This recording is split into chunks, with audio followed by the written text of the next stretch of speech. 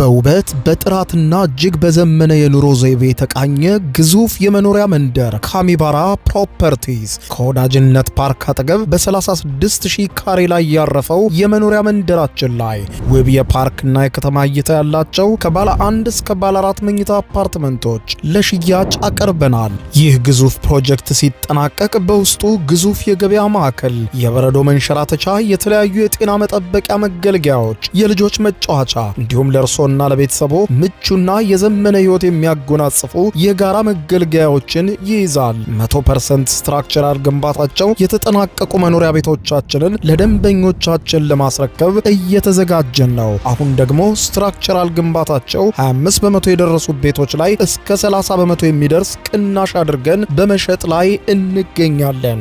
ለበለጠ መረጃና ለሳይት ጉብኝት በ0951 28 10 66 ላይ ሃሎ ይበሉን። አሚባራ ፕሮፐርቲስ በልዩነት የተገነባ።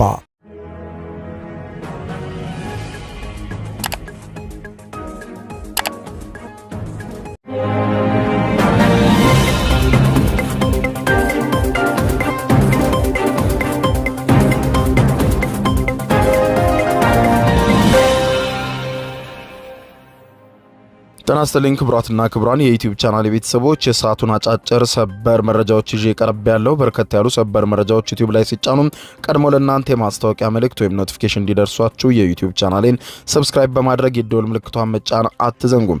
ወደ ሰበር መረጃው ስናቀና ክቡራን አድማጮች፣ መላው ዓለምን ጉድ ያሰኘ ዜና ሌሊቱን ወጥቷል። የአሜሪካው ፕሬዝዳንት ዶናልድ ጄ ትራምፕ ከኒውክሌር ታጣቂውና በመላው ዓለም ይፈራሉ ተብለው ከሚነገርላቸው የሰሜን ኮሪያው መሪ ኪም ጆንግ ኡን ጋር ፊት ለፊት ሊገናኙ እንደሆነ ተዘግቧል። ትራምፕ ይህንን ጥሪ ሲያደርጉ አፍታም ሳትቆይ ሰሜን ኮሪያ ለፕሬዝዳንት ዶናልድ ጄ ትራምፕ ጥሪ ምላሽ ሰጥታለች። ከወራት በኋላ ሁለቱ መሪዎች ፊት ለፊት እንደሚገናኙ ሲዘገብ፣ የአሜሪካው ፕሬዝዳንት ዶናልድ ጄ ትራምፕ ደግሞ ለሰሜን ኮሪያ ጎረቤት ለሆነችውና ከሰሜን ኮሪያ ጥቃት ይደርስብኛል በማለት ለዘመናት በአሜሪካ ወታደሮች ለምትጠበቀው ደቡብ ኮሪያ ደግሞ መርዶ ነግረዋል። ደቡብ ኮሪያን ከዚህ በኋላ አንጠብቃትም፣ እሷም በኢራን ጦርነት እንዳረዳችን ሁሉ እኛም በሺ የሚቆጠሩ ወታደሮች በደቡብ ኮሪያ አስፈረን ከሰሜን ኮሪያ ጥቃት አንጠብቅም ሲሉ ሊካሄድ የነበረውን ወታደራዊ ልምምድ ፔንታጎን እንዲሰርዝ ትዕዛዝ ከመስጠትም በላይ የሰሜን ኮሪያው መሪ አወድሰው አሞካሽተዋል። በአንጻሩ ደቡብ ኮሪያንም ሲተቹ ተናግረዋል። ሁኔታውን አስመልክቶ በዝርዝር የማስደምጣቸው ይሆናል። ተንታኞች እንደሚናገሩት ነገሮችን በከፍተኛ ሁኔታ የሚቀይርና ያልተጠበቀ ውጤት የሚያመጣ ነው በማለት ሲገልጹት ሁኔታውን፣ በሌላ በኩል ደግሞ የመካከለኛው ምስራቅ ውጥረት ባልተቋጨበት ሁኔታ በሰሜን ኮሪያ ልሳነ ምድር ላይ ሌላ አዲስ ውጥረት የሚቀሰቅስ እያሉት ነው። ሁኔታውን አስመልክቶ የምታደምጡት ሰበር መረጃ ይኖራል። አብረን ዝርዝሩን እንከታተለው። በቅድሚያም የአሜሪካው ፕሬዝዳንት ዶናልድ ጄ ትራምፕ እና የሰሜን ኮሪያው መሪ ኪም ጆንግ ኡን በአካል ሊገናኙ መሆኑ ተዘገበ።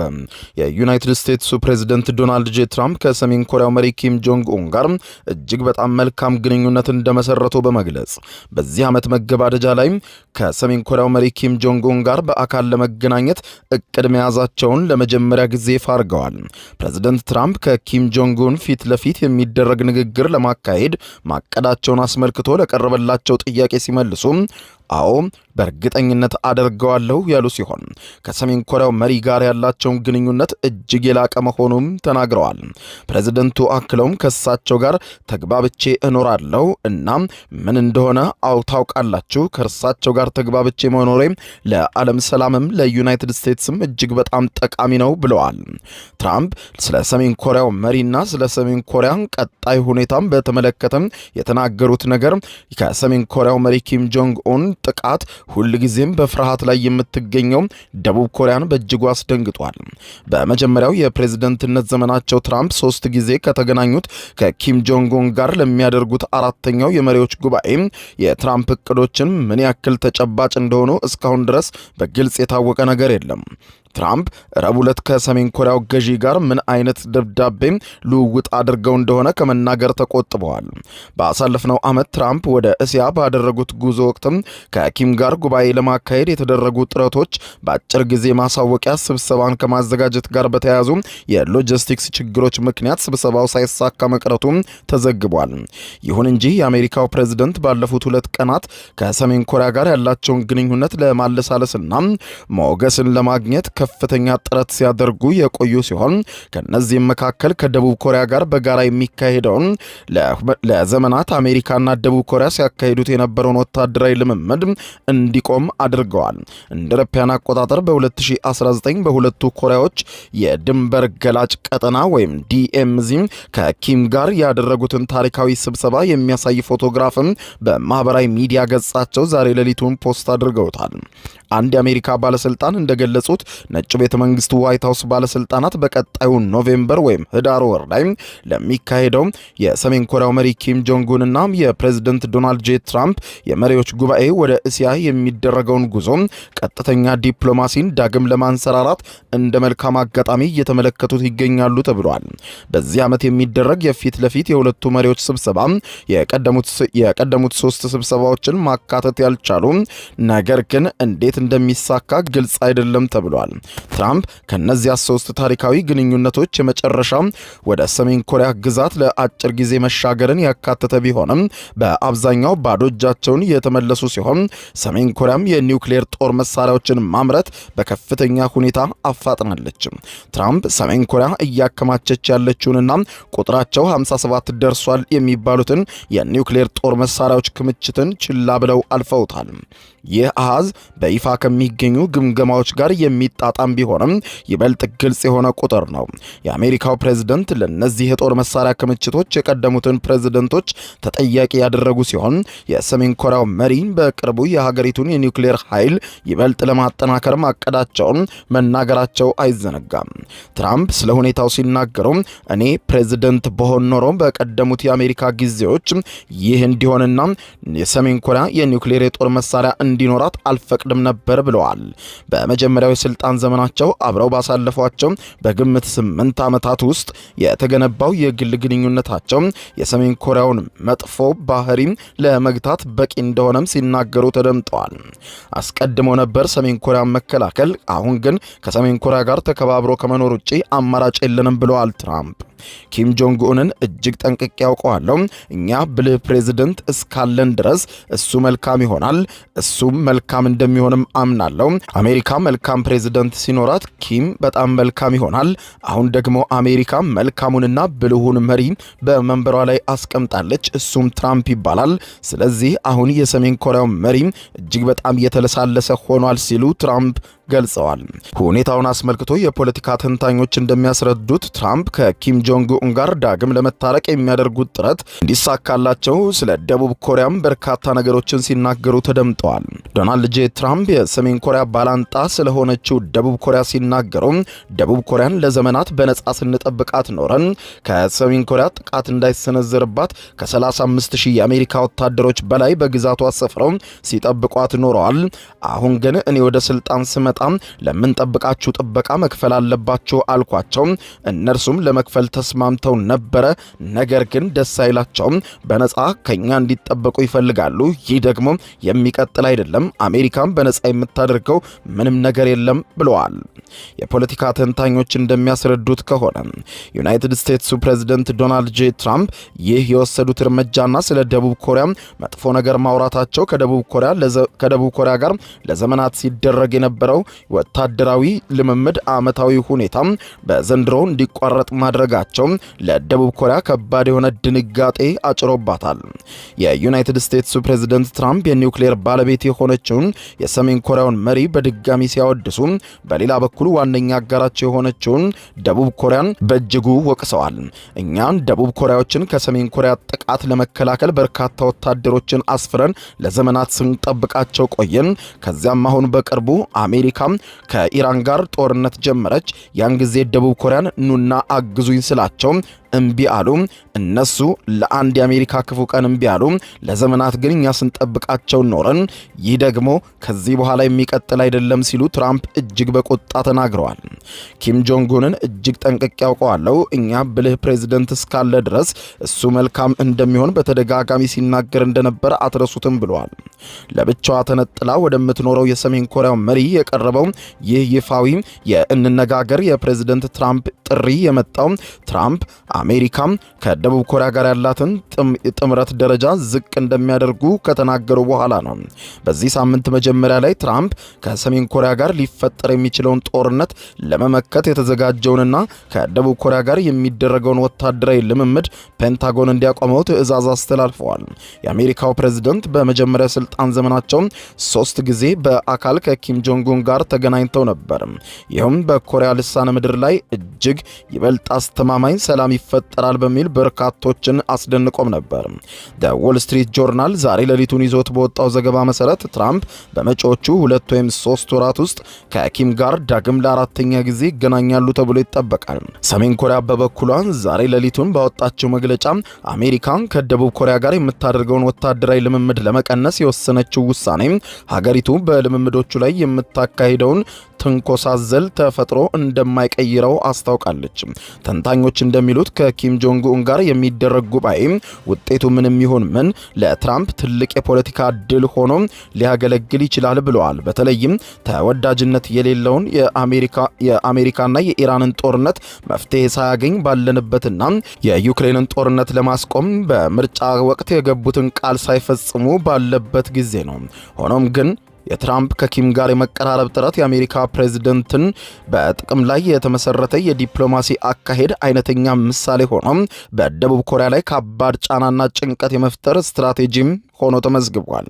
በዋሽንግተን ዲሲ የሄንሪ ኤም ጃክሰን ዓለም አቀፍ ጥናት ትምህርት ቤት የኮሪያ ጥናት ማዕከል ዳይሬክተር የሆኑት ዮንግ ጁል ሃም ለአልጀዚራ የዜና ወኪል ሲናገሩ ትራምፕ በደቡብ ኮሪያ ላይ ጫና ማሳደር ፈልገው ሊሆን ይችላል። በተለይም ደቡብ ኮሪያ በኢራን ጦርነት ከአሜሪካ ጋር ለመተባበር ፈቃደኛ ባለመሆኗና ደቡብ ኮሪያ በዩናይትድ ስቴትስ ውስጥ የምታደርገውን ኢንቨስትመንት አዝጋሚ መሆኑን ተከትሎ በሁለቱ ሀገራት መካከል ቀጣይነት ያለው ጥምረት ቢኖርም ይህ እንደ አጸፋዊ የዲፕሎማሲ አይነት ሊታይ ይችላል ብለዋል። እንደ አውሮፓውያኑ አቆጣጠር በ2017 ሰሜን ኮሪያ በሚሳኤሎቿ ውስጥ ሊገጠም የሚችል አነስተኛ የኒውክሌር አረር ማምረቷን የሚገልጹ በርካታ ሪፖርቶች ከወጡ በኋላ ትራምፕ ሰሜን ኮሪያን በእሳትና በቁጣ አስፈራርተው ጭምር እንደነበር አይዘነጋም። እንዳም የአሜሪካው ፕሬዝደንት እንደ አውሮፓውያን አቆጣጠር በ2018 በሲንጋፖር ከኪም ጆንግ ኡን ጋር የመጀመሪያውን ታሪካዊ የፊት ለፊት ስብሰባ ሲያደርጉ በወቅቱም የኮሪያ ልሳነ ምድር ሙሉ በሙሉ ከኒውክሌር ነፃ እንዲሆን ተስማምተው ጭምር እንደነበር አይዘነጋም። ነገር ግን በ2019 በሃኖይና በኮሪያ ድንበር ገላጭ ቀጠና የተደረጉ ተከታታይ ስብሰባዎች የመጀመሪያውን ስምምነት ይበልጥ ሳያሳድጉት ቀርተዋል። ምንም እንኳን ትራምፕ ወደ ሰሜን ኮሪያ ግዛት ለአጭር ጊዜ የተሻገሩ የመጀመሪያው ብቸኛው የአሜሪካ ፕሬዝደንት ሆነው ተመዝግቦላቸዋል። ከዚያ ጊዜ ወዲህ ሰሜን ኮሪያ የሚሳኤልና የኒውክሌር አቅሟን አስፋፍታለች። የሚሳኤል ሙከራዎችንም ቀጥላለች። እንዲሁም ከሩሲያ ጋር የጠበቀ ወታደራዊ ትስስርን መስርታለች። ይህ ሁሉ ሆኖ ግን ትራምፕ ከኪም ጋር ያላቸውን ግንኙነት ስጋት የሌለበትና የተከበረ እንደሆነ በተደጋጋሚ መናገራቸው አይዘነጋም። በዋሽንግተን ዩኒቨርሲቲ መምህር የሆኑት ዩንግ ቹል ሃ እንደሚሉት ከሆነ ትራምፕ የሃኖይ ጉባኤውን የከሸፈው ከቀድሞ የብሔራዊ ደህንነት አማካሪያቸው ጆን ቦልተንን ጨምሮ ከነቃፊያቸው በደረሰባቸው ጫና ምክንያት እንደሆነ ያምናሉ። ቦልተን የአሜሪካ መንግስት የኒውክሌር መስፋፋት ላይ እንዲያተኩር ወይም በሰሜን ኮሪያ ላይ የአገዛዝ ለውጥ የማምጣት እድልን እንዲያስብ ወትውተውም ነበር። ትራምፕ አሁን እንዲህ አይነት ገደቦችም ሳይኖሩበት በዚህ ጊዜ ከኪም ጆንግ ኡን ጋር ስምምነት ማድረግ እችላለሁ ብለው ያስቡ ይሆናል ብለዋል።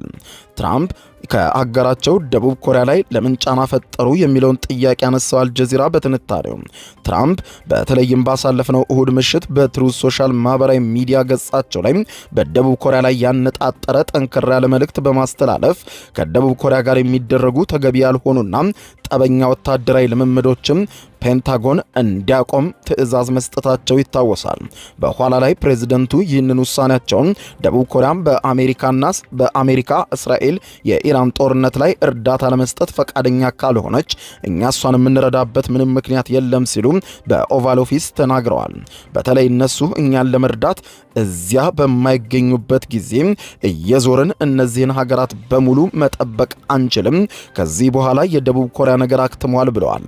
ለ11 ቀናት የሚካሄደው የኡልቺ ፍሪደም ሺልድ ወታደራዊ ልምምድ ከሰሜን ኮሪያ ጋር ሊፈጠር የሚችልን ጦርነት ዝግጅት ለማድረግ የተነደፈ ላለፉት ረጅም ዓመታት በደቡብ ኮሪያና በአሜሪካ መካከል ሲካሄድ የቆየ ነበር።